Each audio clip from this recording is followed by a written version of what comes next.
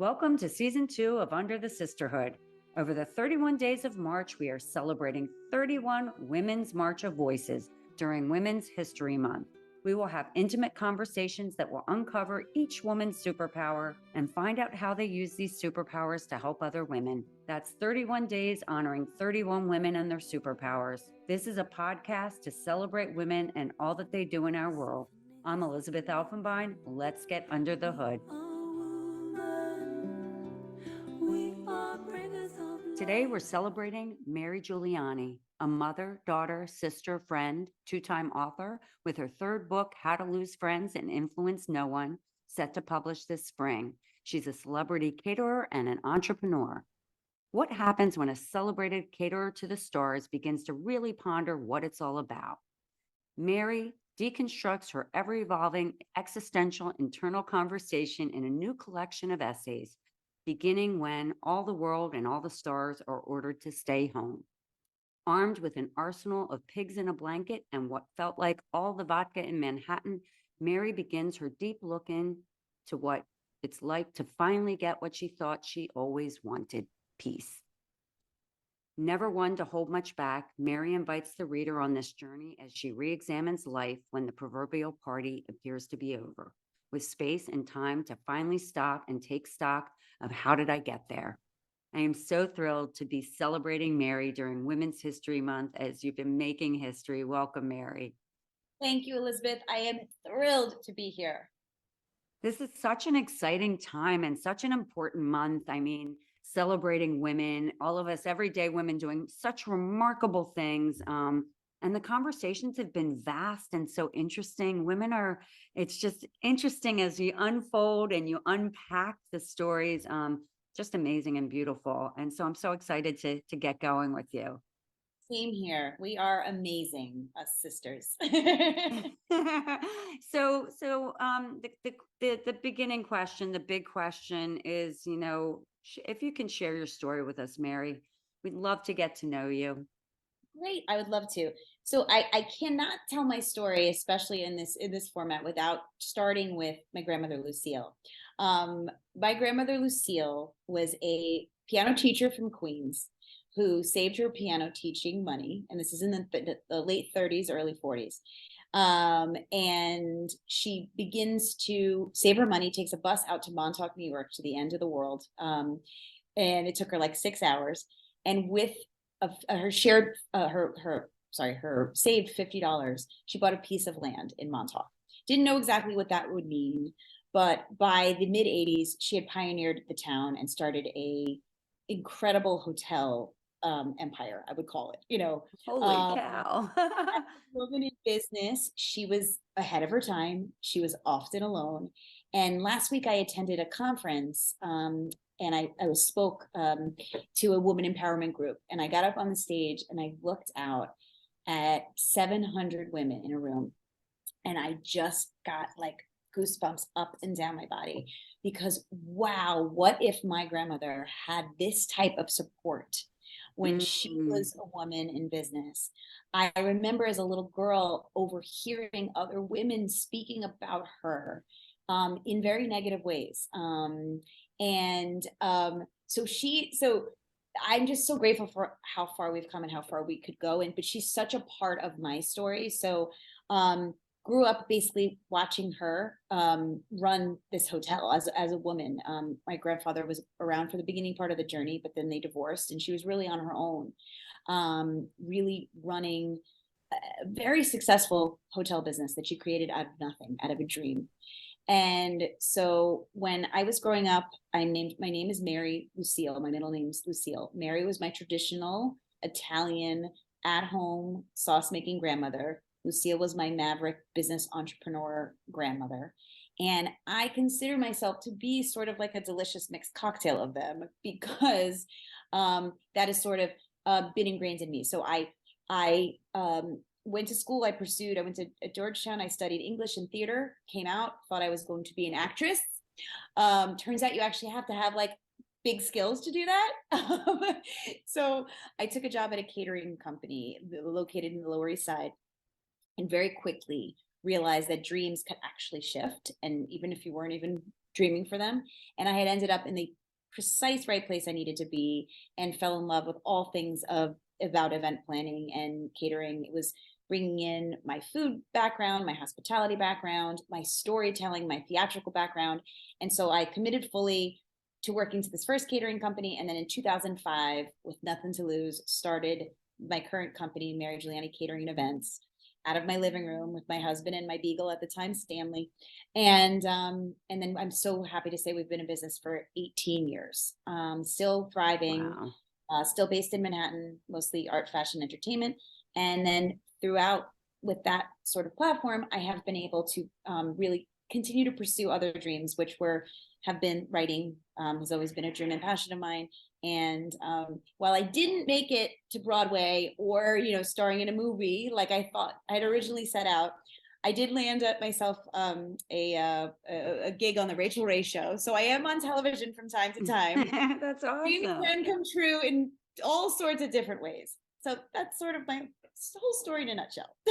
Wow, wow, that's not the whole story. Well, it may be in a Part of it, nutshell, part of it. but I want to say that's so interesting. I mean, to be able to grow up with a grandmother. I had a grandmother who was quite revolutionary as well, but that's just massive in terms of having role model in your very life, every day as a young woman. So that's really, really powerful. How did so what was the dynamic? That's kind of interesting. Your grandmother was your mother similar, or was your mother? Because that's an interesting, did it skip a generation and then Well, it's funny. My mother was so many things that my grandmother was not. So, my mother, unfortunately, my grandmother, while she had great success, she suffered in other ways. She lost her husband, she lost her family, like her relations with her family was very strained because she was constantly working.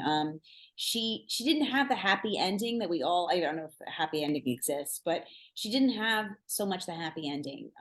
Her story has served in my life as both aspirational and also cautious at the same time. I use it as sort of a meter. Am I being too much Mary? Am I being too much Lucille? And trying to sort of balance that. But I think if she had the proper support, I remember specifically walking around the hotel. I was 10 years old, and I heard a woman say about her, not knowing that was her granddaughter, "Oh, that's Lucille, the owner. She's tough as a man. She's tough like a man." But said it in a derogatory way. And I remember being so protective of her. Like, they don't know all she sacrificed. They don't know how hard she worked. Like, was her success in some way threatening their security? Like, I just, it was, instinctively you I knew remember that it was feeling wrong? that protection Yeah. of her at such a young Mm, age. And she mm. passed shortly after that. She passed when I was 10 years old. I am 47 now, and I continue to pull inspiration from her story and sort of try to look for a way to take all the very best of her, but also all the very best of my mom and my other grandmother, and see if that sort of maybe is the secret sauce. I'm not sure yet. Well, I think it's really interesting that you have that meter, if you will, that barometer that you're measuring your life against in terms of, and I don't mean that in a very specific. It's just that, sometimes we don't have those role models or leaders to look up to and say, wow, am I more like this or am I more like that? And, what are the ways? How can I be more balanced? Like, that's like a huge self-awareness thing. And just also being able to have the self-awareness, but in the context of family, because we do come from families. We're very affected by the environments and the families we grow up in. So that's really, really pretty important and defining for you, right? Yeah, it's truly been, her life has been like my North Star for quite some time, just sort of, and I check in with her in this wild way. Like, I know the things that she would be blessing and the things that she'd be like, don't do that. That wasn't the right move for me. So, but yeah, I feel I've always been surrounded by really strong women. And again, my mother, although she didn't pursue anything in career wise, her fierceness, her protection, her care of us was just everything. So that's also, something to be acknowledged. I don't think that women who devote their lives to being mothers fully and wives fully or partners fully, um, sometimes get the credit that they deserve because I couldn't agree more. I couldn't agree more. I want to say one thing about your grandmother, and then I want to move on to that discussion. One thing that, like, just to take note of, because I think this applies to women in general, and it applies to women today. In the 30s and 40s, she goes out to Montauk, 50 bucks in her pocket, buys land, builds a hotel empire, and she's considered to be like a man. She's a vanguard. She's doing something that women haven't done before. And unfortunately, you're right. If she had the support and she had been cheerleaded instead of tamped down, her life might have been a little different to that point. But it doesn't alter all of her success, and even the perceptions of people. And I think the people today who would even poo-poo that wouldn't have begin to understand that she had this fire in her belly to do something and make it happen, and she had a dream, and just to be able to be a human being and do that is friggin' awesome. um I think it's amazing. And Oh, so amazing. And it again, because of my first protection of her, it started made me look at my relationships with women in my in yeah, if I can table that or I could tell you about the lady lobster theory. But so in my last book, Tiny Hot Dogs, available in local bookstores or in my parents' basement in copious amounts. I wrote a story called Lady Lobsters that I actually wrote 12. So now we're looking, it was 12 years ago I wrote this. So this was before it was cool to support each other and help each other, although I always thought it was cool to help and support each other. But um I was watching a television show. I was watching The L Word, and it was a dinner party conversation that was going on. And one of the characters said, when male lobsters are put into a pot to boil, they build a ladder to get out. When female lobsters are put into a pot together, they pull each other down to the bottom so that they can all die together. And again, I am no expert in crustacean civilities. I cannot tell you if this is true or false. I've looked it up. I don't even know. But what I will tell you, I was about 26 or 27 when I heard that. And it forced me to sort of take stock of which women were in my pot, my proverbial pot. And I was guilty of the petty pulling down of my, the gossip, those dinners that, all the women get together and start to pick.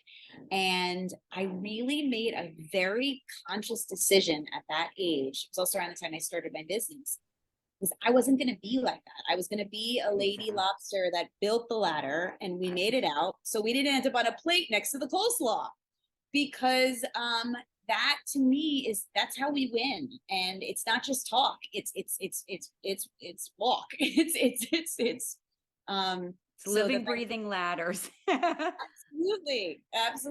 So if I had like a superpower animal or crustacean, it would be a lobster. I want to be a good lady lobster.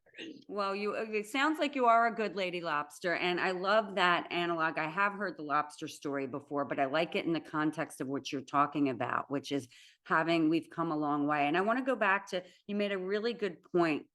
We have to honor women wherever we are in our life, in our journey, in what we choose to do, whether we decide that we're going to stay at home and be full-time moms, we're going to go and pursue careers and be working moms. I have had a career, and I moved into and in New York City, when we lived in New York City, I'm trying to think of how many years I was there with kids.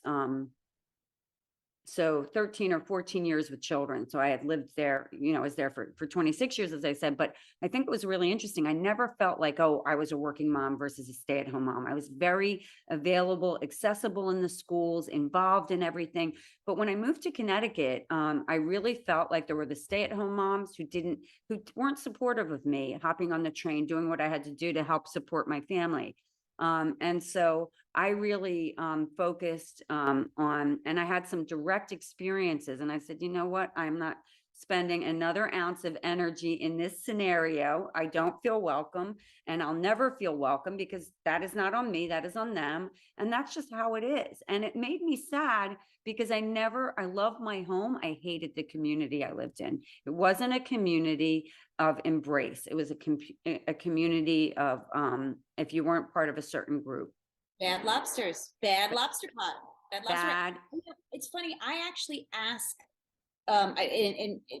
like I make a practice to ask stay-at-home moms in the same way they ask me, because I am asked all the time about my career from other moms, and I have been lucky to have some really good pals, and I have had some judgment for sure. I mean, I missed last week I traveled all week for work, and I missed crazy hair day and pajama day, and and it was the moms that sent me every single night an update so that I could send it to my husband so that he could help. Those are the great. But I often stop and ask stay-at-home moms, how are you? Like, how you doing? Like, what's going on with you?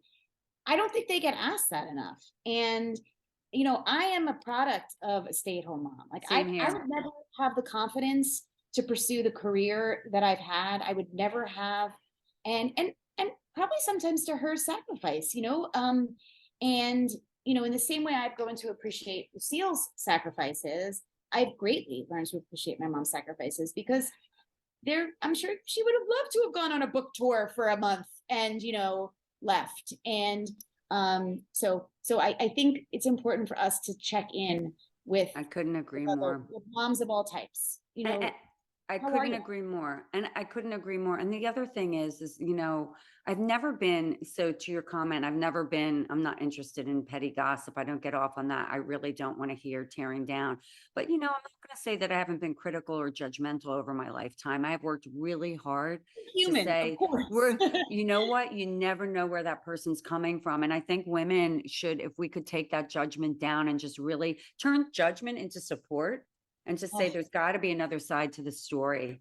Maybe if I take the time to inquire, how are you, to your point, Mary? So I think I'm really happy that you brought that up, because, my mom was mostly a stay-at-home mom. She worked part-time here and there and went back to college, because she dropped out of college to marry my father at 20, but she went back and got her degree, which was fantastic.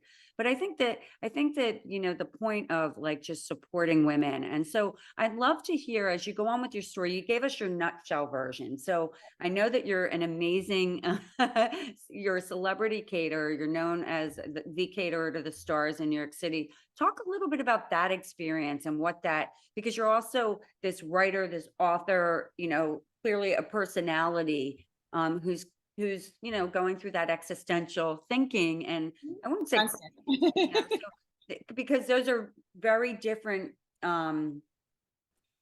views, if you will, on life. You know what I mean? You're one's very external and then one's looking within. So talk a little bit about that. Well, I've been very lucky to be able to wear a lot of hats. And I think that one of the main reasons I can wear a lot of hats is because I have a female business partner in my catering company that allows, we joke we're Laverne and Shirley, and she's the operating partner of the catering company, and she allows, me to pursue the writing and the TV stuff and the other stuff and the raising of my child. And so I think trust and I have the same relationship with Abby, my, editor and publicist. Like, we work on a lot of outside projects together, like the books, like the TV stuff, and like my failed product line, which we can talk about or not. It's so for me in business to be able to wear all those hats, I could, is having trusting, really strong relationships with the women partners in my businesses in my life. So I love that. That's beautiful. So, but like I said, I started the catering company out of my living room with actually my husband. My husband was my support. He was my lady lobster at the time. And then you're guaranteed a ladder. You're guaranteed the ladder. Exactly. Maybe that's why the ladder. Oh, I love that. But we started that together and then grew, and he went on to do other things, and it was wonderful for what it was. But the whole cater to the stars thing, I lucked out. One of my first clients was the Tribeca Film Festival, and just the nature of, but I will say I was literally decided to open my own business within a week of announcing this is what I was going to do. And just sort of like, it's that time when you start a new business where you put the word out and you just wait for the phone to ring. And back then, literal phone to ring. The phone rang that first week, and it was the Tribeca Film Festival. A friend of mine said, I have 15 parties in 1 week. Do you think you could do it? And I had absolutely no idea if I could or not. But I realized that if this is what I really wanted to be, and I really wanted to devote this, I was going to make sure we did those 15 parties great. And so we did. And I was very lucky to be the joyful recipient of lots of word of mouth business. Wow. That's amazing. That's crazy, by the way. That number is like, whoa. Yeah, it was wild. And then little did I know that as the company grew from just my husband and my beagle to now, I think we're about 18 full-time employees, that we would do 15 parties, in a week quite often. So it may be sometimes more. So it's been, I would say that the trajectory has been trust, delegation, delusional optimism is absolutely one of my biggest superpowers. I am the most delusionally optimistic human being you have ever met. I take that. That's freaking delusional. I've never heard of that saying, but that's a good one. I mean, because you have to be optimistic. You cannot be an entrepreneur and start a business with not thinking you got this and it's going to happen. When you stop believing, you should shut your doors. So, absolutely. So I think that's great. And my career's like granted me, I call them glimpses, and that's sort of what I write about a lot in the book Tiny Hot Dogs, and now in the next book, How to Lose Friends and Influence No One. I still laugh every time I say the title. I've had one of the greatest gifts of my career, other than of course stability and life and being able to employ wonderful people, is these glimpses that I get into so many people's lives. From behind that tray of pigs in a blanket, I have seen everything, and to help sort of establish too, like, not more is not always best, bigger is not always better. If I didn't love me, for me, then everyone's grass would appear greener. And if I did start to love my life, and at certain times it's easier said than done to do that. But I think it also pertains to that you're also, the females you're surrounding yourself with, and who's inspiring you.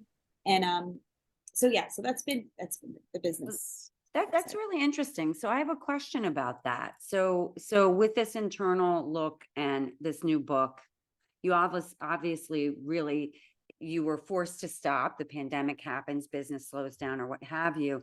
And then you decided to write the book. But like you talk about in your introduction, it talks about your existential, this sort of time to stop, pause and think. And did that give you, did that give you more time, or the first time to really look within and look at yourself? Because I think that women can get so busy doing. So do you want to talk a little bit about that? Yeah.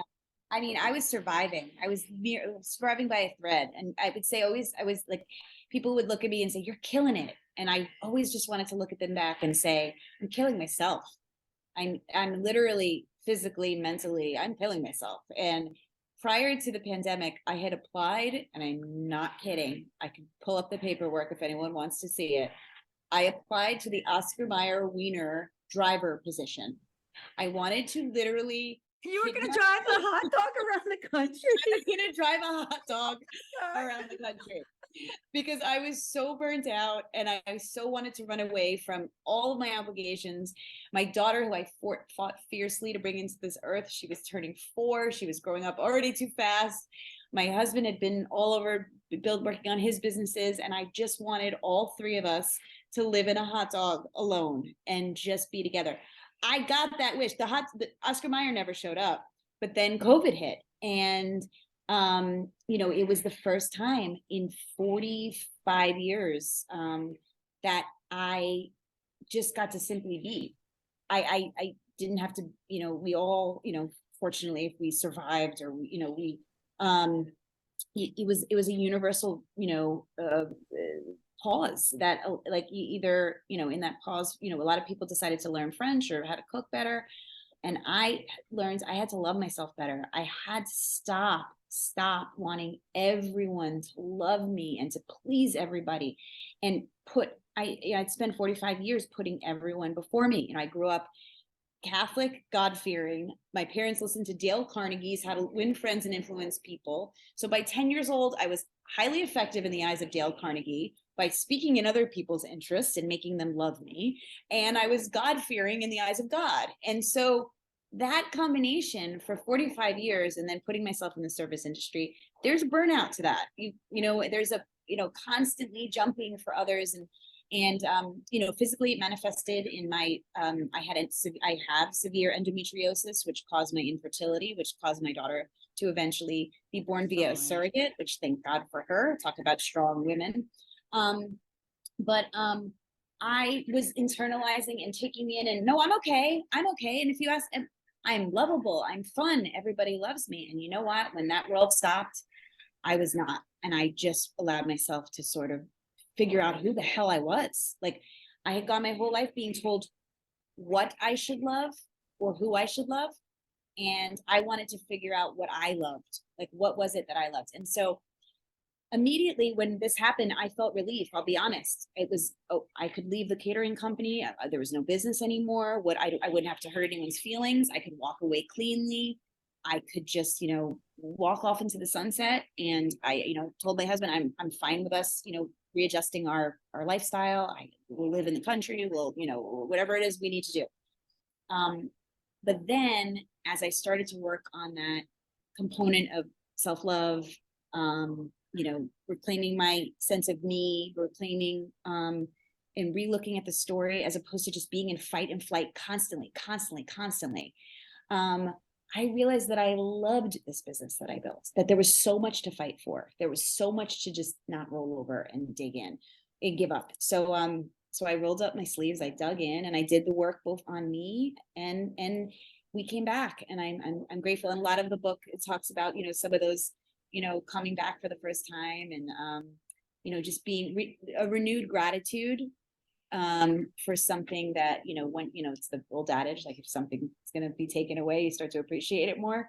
Well, that for sure was the case as it pertains to my business.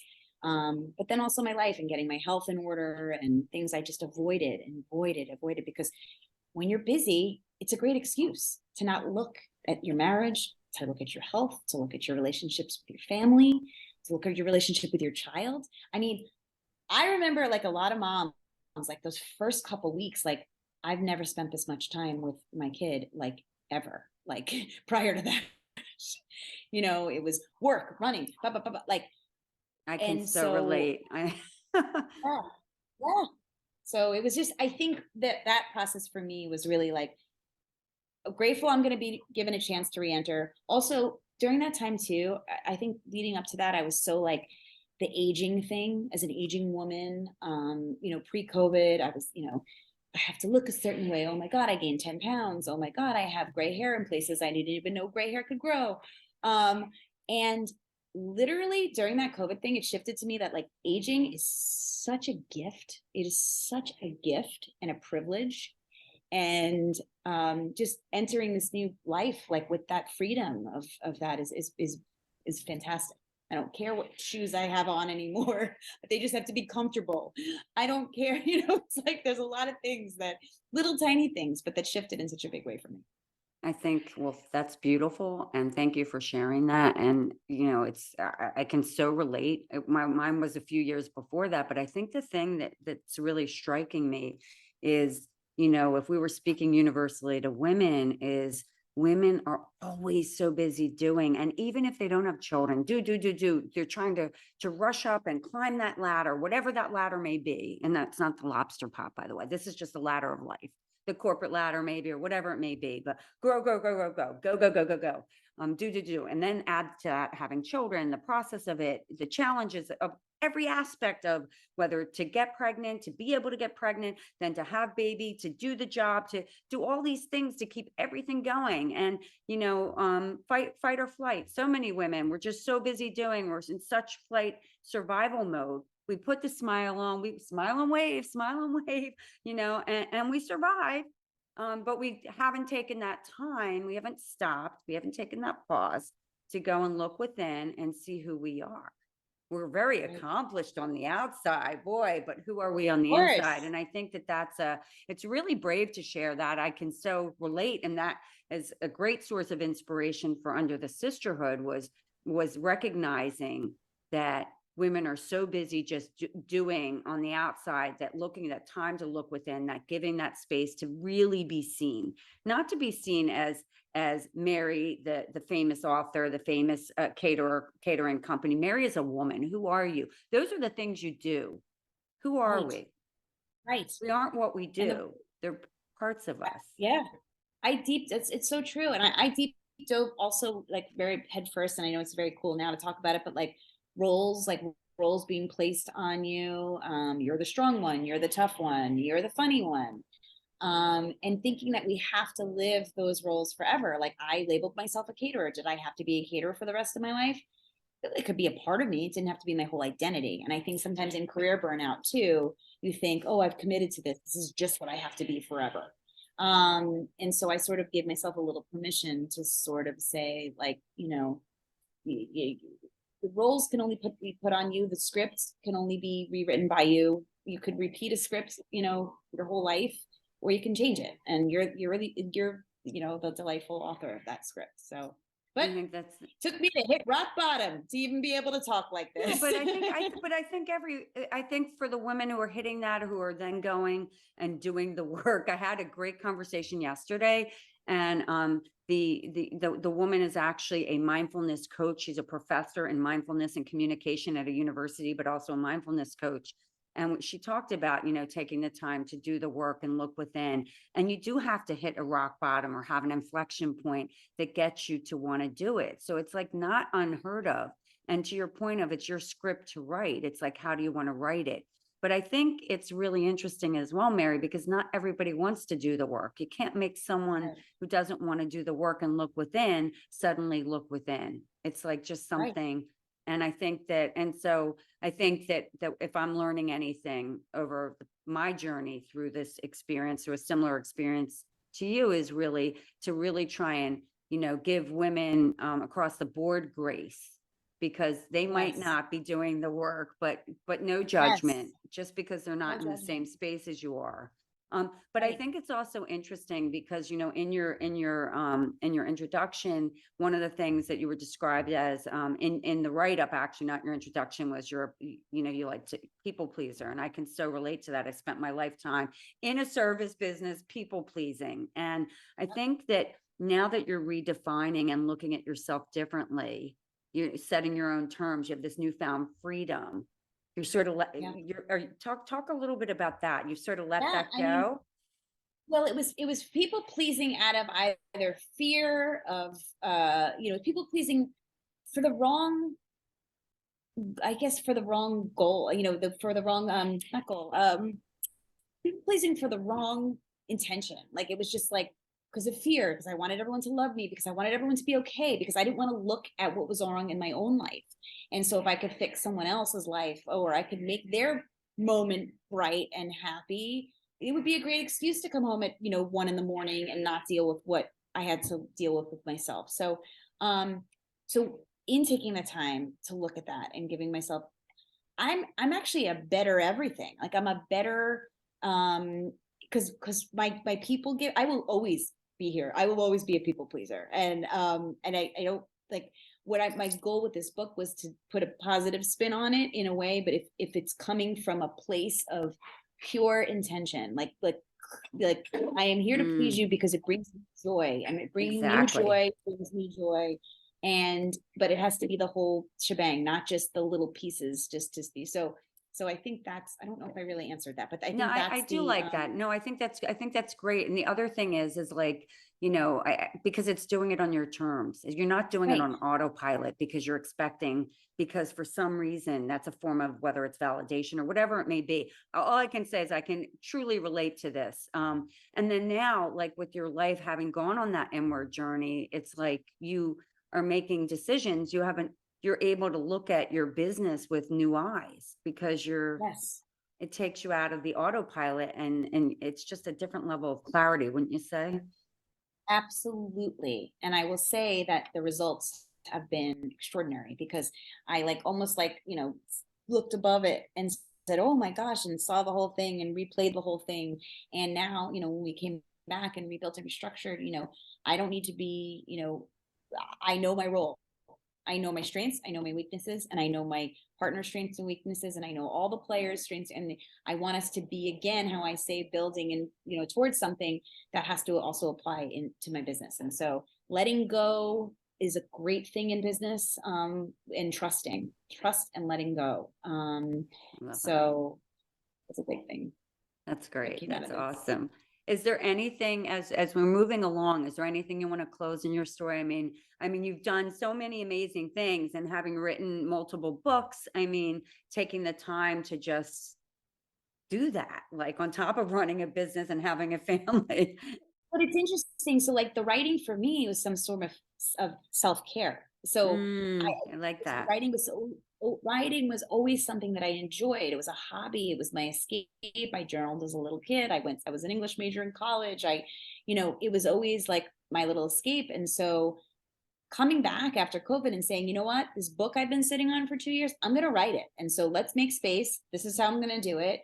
And so for me, writing was my form of self-care. Love that. And again, it's like having spent years and years at parties, literally parties. I'm realizing as I'm getting older that I love the seclusion of a writer's life. I love being quiet, and I love all that comes with that. But again, I wouldn't have known that. I wouldn't have known that unless I really just stopped and asked myself, what do you love? So I think there's so much practicality in everything we do as women, and we have to pay the bills. We have to keep the lights on. We have more pressure now than ever before, but every once in a while, just ask yourself, what do I love? And maybe some magic will come out of it. That's a great close to your story. I absolutely love that. No pun intended. And by the way, she's wearing a love sweatshirt. But I am. but I think the thing is, that's a great message to women, is to, give yourself grace, stop, take time, Grace. reflect, look at what matters. What do you love? What matters? So that's just beautiful. I know earlier you said, oh, this is a superpower, but let's talk about your superpowers, Mary, because you have multiple. Talk about them. And I would say, if I had to distill it to two, it would be delusional optimism. I always see opportunity in things that are, it's actually kind of funny. Like, there's a movie, The Jerk, with Steve Martin, and his character, Maven Johnson, was a delusional optimist. He would see his name in the phone book for the first time and say, things are going to happen for me now. I've made a conscious decision, as best I can, to approach every single day or opportunity delusionally optimistic, like thinking that the best could come out of it. I'm just passing, pigs in a blanket at a party that, one of my idols is at, Fran Lebowitz, and thinking then we're going to just be best friends. It sometimes it works, sometimes it doesn't. But I go into every opportunity delusional. So I think that's a big superpower of mine. And I also think resilience. So I was told no in so many times. I was told no by, when I wanted to pursue acting, no, so much rejection. I started a catering company. Well, you're just supposed to be a caterer. No, I want to write books. Editors said no, proposals got turned down. But the no, I really truly believe that you can choose to accept no, or you could choose to try harder. And I was told no by 14 doctors that I would never be a mother like that. It was just, my infertility, my endometriosis was so severe, that, and I could have just, and I did. I had horrible miscarriages. I had, in my last book, I talk about having a miscarriage the day I met Ina Garten. It's in my Tiny Hot Dogs book. I was working, but I could have accepted that no, but I didn't. And so I think within reason, you can challenge a no any single time it's put in front of you. So is that resilience? Is that no? What is that? Perseverance? Is that I think that's one of my biggest. I think it is in a way resilience, because it is challenging something. You're coming back and you're taking the status quo of what was determined on, maybe that's not the right articulation, but so I think it is resilience. I think it's also, being determined to not let anything get in the way of your Yeah. wanting to pursue what it is you're pursuing. But I think you have other superpowers as well. You could give another if you want. Oh gosh, humility maybe, Oh, I like because that I think one. with success, I've seen a lot of people um, get very drunk on, I mean, not even like, I'm not talking about fame, I'm even talking about within a promotion in an office. I've seen people get drunk on, I always say reading their own press releases that they wrote, like, so I think you have to have humility and grace. I love that you've used grace many times in this, because I think grace is one of the best superpowers. But to be able to be, gratitude and humility for what your situation is. I never think I'm in the same way that I'm very self propelled and positive and go. I do think I possess a certain sense of humility about all of it. So That's beautiful. That's actually a wonderful superpower. Because humility is different than being humble. I mean, there's something, I'm going to use the word grace again, because there's yes, grace is in humility. It's just the way you show up. And yeah, wow. That's a wonderful superpower. So how, I mean, these are awesome superpowers. How do you use them to help other women? it's the pay it forward for me. Mm, It's love that. and I realize again, as an aging woman, I am perimenopausal. And no, I realize that one of the luckiest things I get to do now as I'm aging is in my office, I have a lot of there's the way events shake out. I have a lot of younger women that come to work at the start of their career, at the start of their New York journey, everything from their first apartments to, the first time I throw them into like, a celebrity's mansion on Park Avenue, and they realize that people have kitchens behind kitchens, which I never knew until I was their age and did the same thing.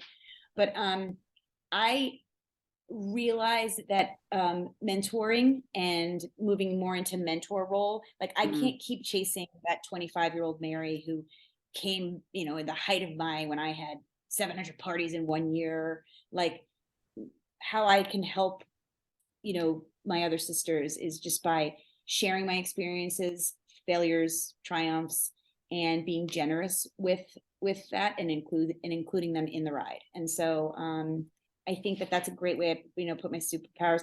And I'm also just really honest. I'm really honest about everything, about work-life balance, how it almost crushed me, how I in the next chapter I talk really openly about my marriage and how I came dangerously close to becoming Lucille in some ways. And so I think I think how I pass my superpower on to to other women is, let's see, yeah, it's this mentor role, and continuing to help build that ladder for them, and listening and encouragement,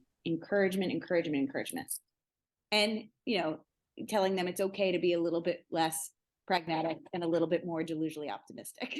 Hey, When listen, you know needed. what? That keeps people Yeah. going. If Mhm. you, when you, I've been having interesting conversations with several women, but my daughter is always like, Mom, you are what you mirror. You get what you mirror. Law of That's attraction. right. You put out that delusional optimism. Guess what? Delusional optimism comes right back at you, and good things happen. And it might Yes. become overwhelming, but I think it's a really wonderful thing to pay forward and to show, because that's like role modeling, and women see it and they hear it. And I think, mentoring the young women in your business and showing them how to sort of navigate New York and the catering and this new complicated world.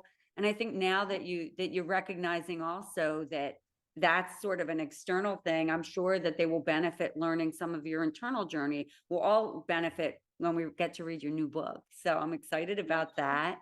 Um, Yeah. so so I hate to say it, we're coming to a close, but this is your platform, Mary, to speak to women all around the world of all ages and of all backgrounds, LGBTQ, trans. What would you want your last message to be as you close this conversation? I think for everyone, dreams have no expiration date. They really, truly don't. If you can dream it, you can figure it out, and don't put limitations. We only put limitations upon ourselves. And I obviously get to say that I am very aware that I'm saying that from a fortunate position. But I really do think that just because you want to be something, no matter what your circumstance is, or where you dream or you long for something, like, don't put an expiration date on that. Let's just try to get there, even if it takes you. I mean, look at our wonderful Jennifer Coolidge. Look at all these things happening. It doesn't expire, and the only person who could extinguish your dream is yourself. So I think that that's what I would really want to say, and really ask each other, how are you? Like, stop as women, no matter what situation you're in, just stopping for a minute and looking outside of, like, yourself. Because if we start to build and be strong for each other and help each other, then the world's going to be so great. I optimistically, delusionally believe that. Well, I love, Mary, I love the way you did that. You started with dreams have no expiration date. So you started in a very 30,000-foot view of life. Women, Yep. your dreams have no expiration date. And then you went to have that conversation. How are you? How are you? That Yeah. one-on-one, and you can even Yeah. ask yourself, how are you? And I think that that's just so beautiful. You're And if you amazing. can help us- Oh, thank you. No, and like, the power, yes, achieving your own dreams is great, but like, the power to help facilitate someone else's that don't have the Mm, opportunities that you have, that don't have, mm. wow, is that not the Whew. great stuff? So Oh, yeah. that's the feeling. And it's so funny because you talked earlier about having goosebumps when you had that room of women and you felt that support as it related to your grandmother. You put that in that context. Right now, I'm sitting here in goosebumps thinking about the fact that another conversation with another, like, incredibly inspiring woman who has delusional optimism as her superpower, which is brilliant. And I'm leaving this conversation, my cup is so full. And that is that conversation. How are you, Mary? How are you today? How are you? How are you, Elizabeth? I'm actually great today because this has been a wonderful, wonderful chat with you. Thank you. Thanks for doing this. Thank We you need you. so much. Honestly, this has been a brilliant conversation. I don't want it to end. You are extraordinary, and another woman who needs to be celebrated during Women's History Month. Thank you so much, Mary. My pleasure. Thank you. Thanks for listening to Under the Sisterhood. If you haven't already, please give us a quick rating and review on Apple or Spotify. And make sure to follow us on Instagram, Facebook, and LinkedIn so you can hear from more amazing women. This podcast is created and hosted by Under the Sisterhood LLC and Elizabeth Elfenbein, produced by Elizabeth Elfenbein and Zach Slaff, and edited by Zach Slaff. The music is by Ayla Schaefer, her song, Rose.